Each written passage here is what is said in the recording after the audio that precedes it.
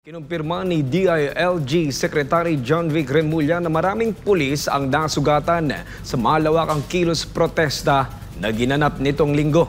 Sa kabila ng kaguluhan, pinuri ng PNP ang tapang at profesionalismo ng kanilang hanay sa pagharap sa protesta kontra korupsyon. Si Paul Montibon, Sorry Paul! Sa isang panayam kay Interior Secretary John Vic Remulla, kinumpirma nito ang 75 na pulis na nasugatan dahil sa pagtatangka ng grupo ng mga nakamask na individual, kabilang na ang mga menor de edad na makapasok sa barikada sa Mendiola sa gitna ng malawakang anti-corruption rally sa iba't ibang panig ng bansa. Ayon sa impormasyon, naghagis ng mga bato at iba pang bagay ang grupong ito hanggang sa nauwi sa pagsusunog ng sasakyan at paninira ng ilang establishmento.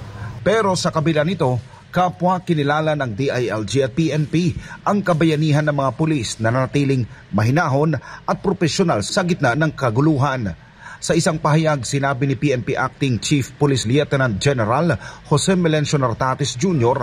na saludo siya sa tapang at dedikasyon ng mga pulis sa kabila ng mahirap na sitwasyon na kanilang hinarap.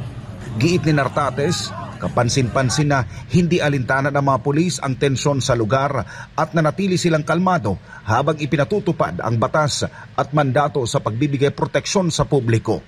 Kasabay nito, agad rin iniutos ng PNP ang pagpapaimbestiga sa insidente, partikular na sa mga nasa likod ng kaguluhang ito at pagsasampa ng kaukulang kaso sa mga ito. Bilang suporta naman sa mga pulis, personal na binisita ni General Nartates ang mga sugatang pulis habang nagpapagaling ang mga ito sa ospital.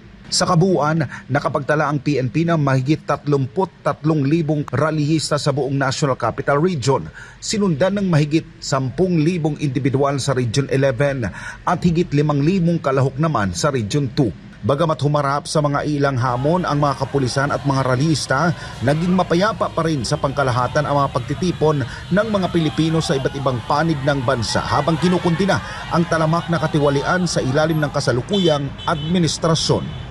Para sa Diyos at sa Pilipinas kung mahal, nag-uulat Paul Montibon, SMNI News.